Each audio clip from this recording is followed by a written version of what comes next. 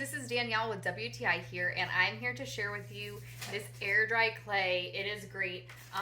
There's so many things about it that I like. First off, starting that it is in its container. So a lot of times air dry clay does not come in a container. It comes in a little plastic bag, and then you have to put it in something else. These all have the containers. I'm going to show you an up close of some of the colors, and I'm going to show you an up close of the air dry clay. So here's a peek at some of the colors that we have in here. Blues, greens, some of the darker colors. Just so you can see a few. I'm actually going to show you this one. I took the lid off to make it easier, but just so you can see the consistency of this clay. How soft it is.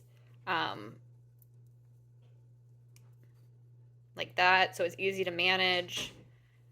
And it stays put, which is an awesome thing.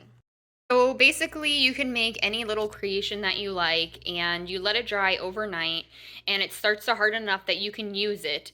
And within a couple of days, it becomes pretty much rock hard. This one was made maybe like 4 or 5 days ago, and it's pretty hard.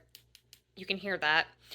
So this one was made yesterday, and you can hear the difference, but these have been fun creating, and it's a great family activity.